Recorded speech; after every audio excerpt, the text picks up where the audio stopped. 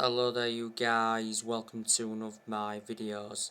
The BBC are reporting that Manchester United are closing in on the signing of Real Madrid midfielder Casemiro for €60 million plus €10 million in add-ons. Talks have progressed quickly. Casemiro will become one of Man United's top earners if he completes a move.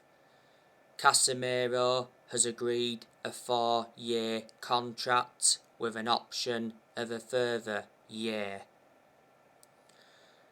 Casemiro has agreed personal terms with Manchester United.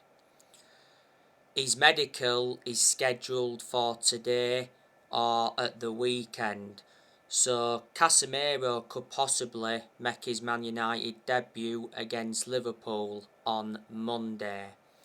So Casemiro will be Manchester United's fourth signing of the summer transfer window. Casemiro is a defensive midfielder. He's been at Real Madrid since 2013, so he's been a long-serving player. So he's been at Real Madrid for almost a decade. He's made 222 appearances for Real Madrid and scored 24 goals. He's under contract with Real Madrid until 2025. At Real Madrid, he's won 3 La Liga titles, 5 Champions Leagues, and earlier on this month he won the UEFA Super Cup. Don't forget, before he was on loan with Real Madrid twice. At one point he had a loan spell with Porto, and when Casemiro was younger he played for Sao Paulo. But Manchester United have made 3 signings so far this summer. Manchester United signed Tyrell Malacia from Feyenoord. We signed Christian Eriksen on a free transfer. When Christian Eriksen officially signed for Man United, he signed a 3-year contract. And Man United signed Lisandro Martinez from Ajax. Not so long ago though, Man United did say they were confident they were going to make more signings before transfer deadline. The transfer window shuts in 2 weeks.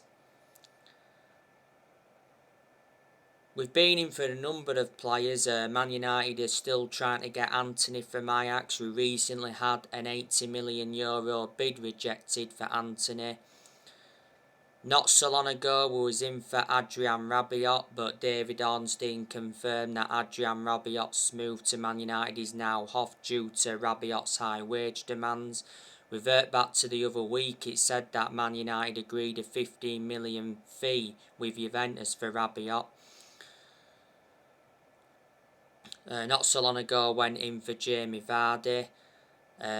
Throughout the course of the summer we've been trying to get Frenkie de Jong, but Man United's offer for Frenkie de Jong has now expired. So there you go.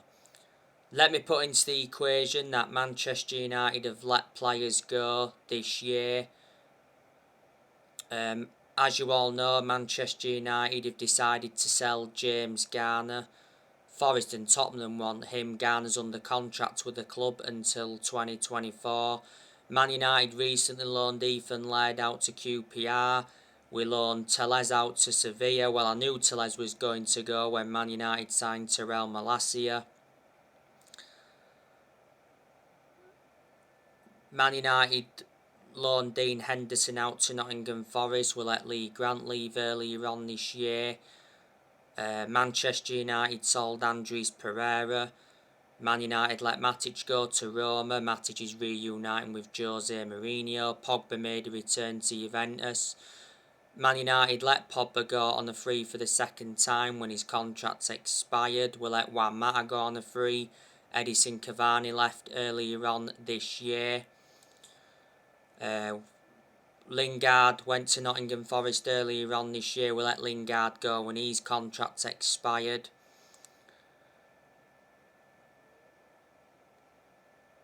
And we let quite a few young players go.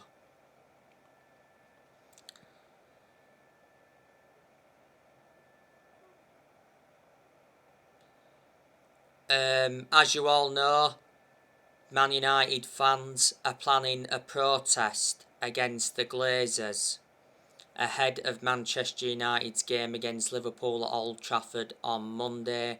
For a while now, the vast majority of Manchester United fans have been protesting against the Glazers. We've got to get them out. The Glazers have owned Manchester United since 2005, so they've owned the club now for around 17 years. They purchased the club for 500 million, now the club is valued at 5 billion.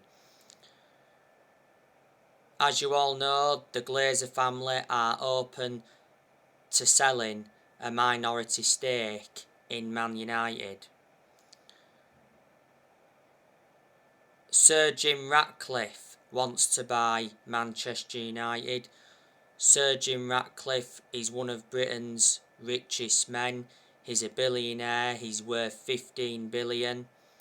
Sir Jim Ratcliffe is the CEO of Ineos Chemical Group, and he's the owner of Nice in France. The other day, like I updated you, Elon Musk joked about buying Manchester United. Prior to that though, it said that Elon Musk was planning to buy the club. Elon Musk is an American billionaire worth around 218 billion.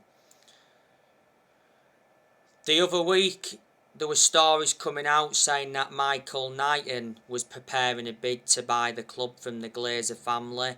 Revert back to 1989, Michael Knighton tried to buy Manchester United, but he aborted a 20 million bid.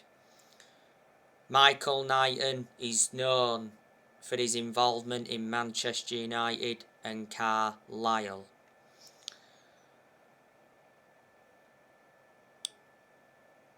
Obviously, we've got John Murtaugh at the club. He's our director of football. We've got Richard Arnold. Richard Arnold replaced Ed Woodward when Ed Woodward resigned. We've got Mitchell van der Gag and Steve McLaren at the club. They're working alongside Ten Hag. Ten Hag was the one that recommended them in. We've got Benny McCarthy at the club. And the other week, Sir Alex Ferguson came back to Manchester United in an advisory role. And obviously, Erik Ten Hag is the Manchester United manager. Erik Ten Hag's reign as manager has got off to an awful start. Man United have obviously lost their first 2 league games. You know, Man United are bottom of the table with 0 points. But like I've said on my recent videos, Ten Hag is blameless for the poor performances and poor results. You know, the players have to take responsibility, and the board are partly to blame as well. You know, I think Ten Hag is a very good manager. I've got a lot of faith in him. He is aware that he's got big expectations to exceed at Manchester United. You know, Ten Hag, don't forget, is inheriting Deadwood. The vast majority of this squad is not his. There's only, 3 players that are his, and they're the 3 players he's brought in this year. And this is the first ever time that Ten Hag is managing in the Premier League. And the Premier League's totally different to the Dutch League. You've got to admire what Ten Hag did during his time at Ajax, because at Ajax he won Eredivisie titles, he won Dutch Cups. Revert back to 2019, he got Ajax to the Champions League semi-finals, and he developed the young players well. Ten Hag was the Ajax manager for around 5 years. Ten Hag is Man United's 5th permanent manager since Sir Alex Ferguson. When Ten Hag officially got appointed in, he signed a contract with Man United till 2025. There's an option of a further 12 months.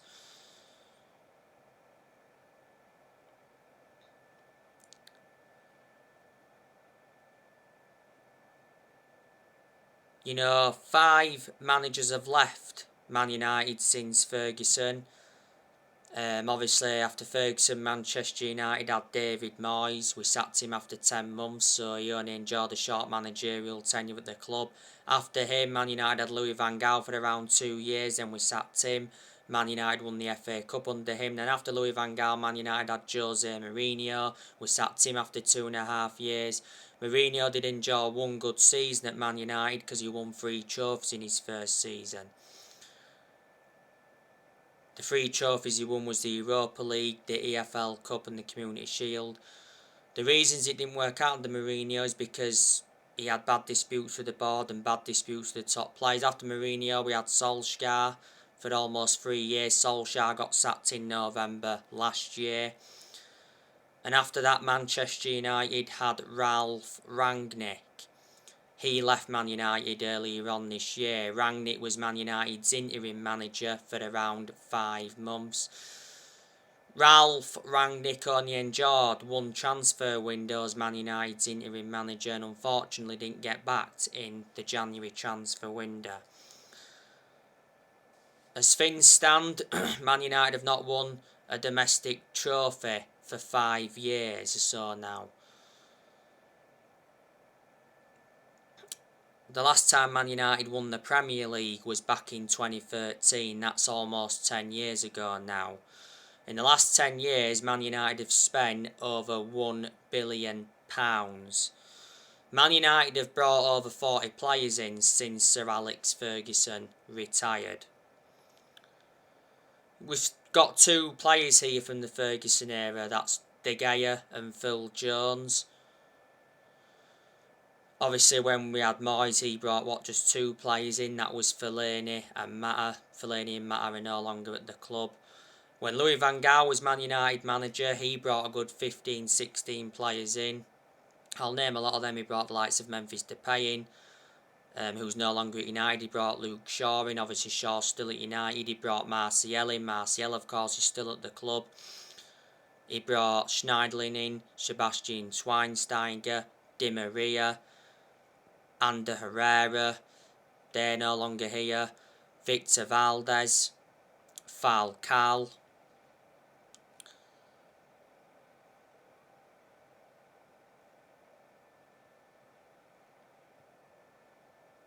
So they are a lot of the players Van Gaal brought in, and when Mourinho was Man United manager, he recommended around 11 players into the club. Still players here from the Jose Mourinho era. Mourinho brought Diego Dalot in. He brought Lindelof in. He brought Pogba back in. Pogba's no longer at the club. He brought Bailly in. Bailly was the first signing that Jose Mourinho made when he was Man United manager. Mourinho, of course, brought Matic. Matic is no longer at the club. He's now at Roma.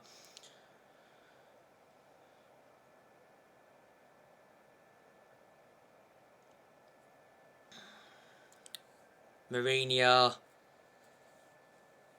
also brought